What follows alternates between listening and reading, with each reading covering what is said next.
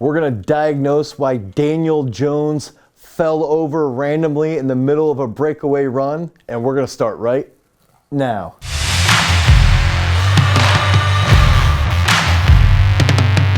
What's up, everybody? It's Dane Miller from GarageStrength.com, and if this is your first time to the channel and you're interested in becoming a better athlete, you want to be faster, you want to be more explosive, you want to become a freak, make sure that you like, you subscribe, and you ring that notification bell so we can help you become a champion.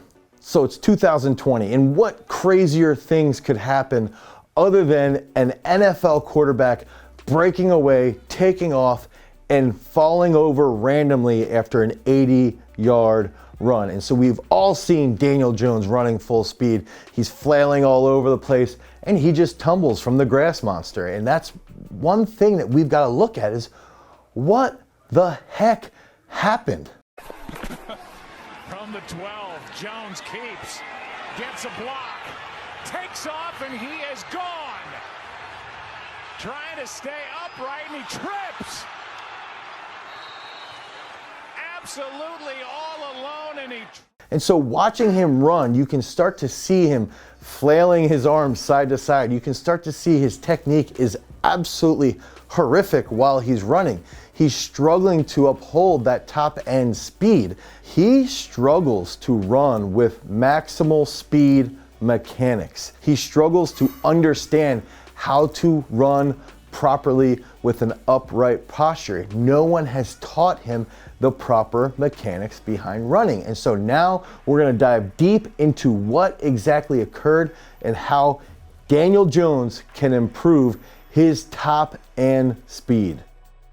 So there's a couple key factors that we've got to understand right away when you are at maximal speed. If we're running upright, if we're running properly, we want that trunk to be upright. We want our foot to be grounding in a nearly perfect dorsiflex position. That means we want that foot grounding underneath our trunk almost exactly flat. That heel will be elevated slightly. And if we can think about that, when we're running at that top end speed, we want high knees, we want a high heel recovery, and we want to not be flailing all over the place. Now, one of the things I'll give Daniel Jones, the quarterback for the New York Giants, is that he is wearing pads. He is running with an object in his hand, the football, but he's leaning tremendously forward. He's grounding his front foot in almost a plantar flex position. And on top of that, it's nowhere near grounding underneath his torso, which means his ground reaction forces are not gonna be as high. So after that 30 to 40 yards, he really starts to lose those mechanics. And you can see that in his trunk. You can see that he lacks training around that hip co-contraction, and that's where we have to start to analyze. He doesn't understand what a stumble reflex is. He doesn't understand what that cross extensor reflex is. And these are paramount reflexes that help us learn how to run as individuals. They help us learn how to walk as individuals. And if we can think about the stumble reflex, it's a simple reflex that can be trained. It can be trained to help improve that top end speed. And so what is the stumble reflex? If you think about it, the stumble reflex is if you're walking down the street, someone sticks out their foot and they catch your back foot. When you put that front foot forward immediately, that is the stumble reflex. You're saving yourself from falling over. Now, the cross extensor reflex we can think of as when one leg is grounded and the other leg is not grounded, it's in the air. The reflex in your body is going to be tighter on that side, to be a little bit more contracted, to be a little bit stiffer on the side that is grounded. And that's going to create more ground reaction forces that in turn you can then utilize to run faster, to react quicker, and to continue to accelerate throughout the entire field. And so if we can think about the cross extensor reflex, the stumble reflex, and now think back to Daniel Jones running full speed and just randomly falling over, he has poor trunk stability. He does not have dynamic trunk control. And if you've watched our past videos, you understand that dynamic trunk control is paramount to high speed sprinting mechanics. He hasn't been trained in the stumble reflex. He hasn't been trained with cross extensor reflex. He likely has no idea what a hip lock is. He likely has no idea how to coordinate his trunk with his hips so that he doesn't fall over randomly. And so Daniel Jones, if you're watching this, I believe you should ask the strength coaches at Duke for a little bit of some help from your college years. You should have been taught how to do this when you were in college. But I digress. When we start to think about it, how could he improve this stumble reflex? What are some key aspects that Daniel Jones could do in the future to, one, improve his maximal mechanics, and two, prevent himself from falling over randomly after an 80-yard run?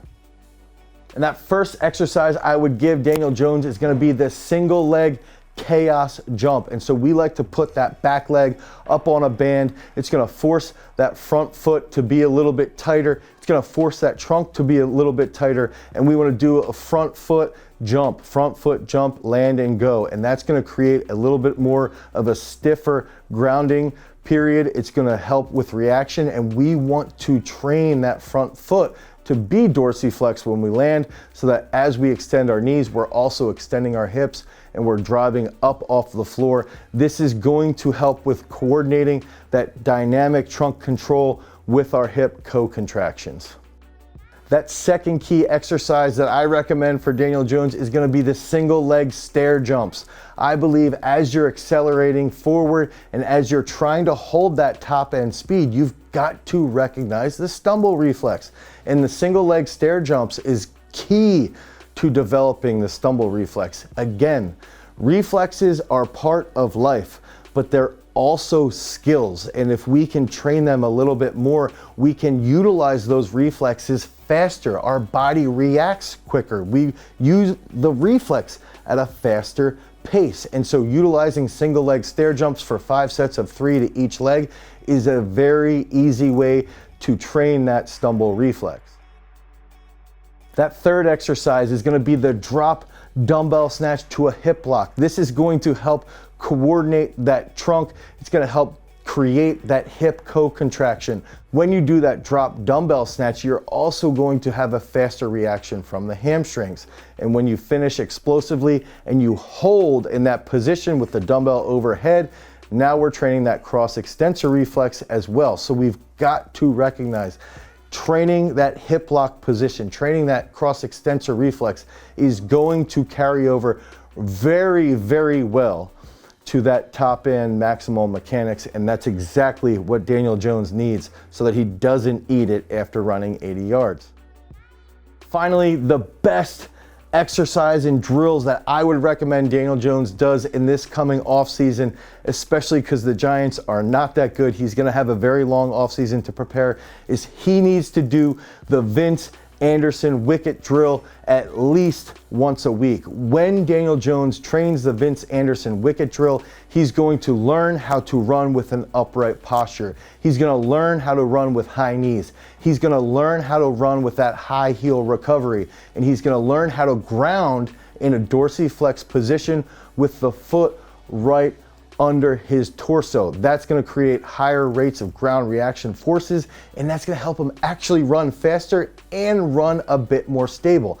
Now, if I was Daniel Jones, or if I was Daniel Jones' strength coach, I would recommend he puts on some shoulder pads. He wears a helmet. He holds a football while he's doing this, because that's going to carry over much more to the football field while he improves his maximal high-end speed mechanics. So if you want more information about this, or you want a speed-based training program, you can head over to garagestrength.com and you can pick up our How to Get Faster speed training program. You can click on the link down in the description down below. If you want more information about speed-based training, you can click on this video right here. Until next time, guys, peace.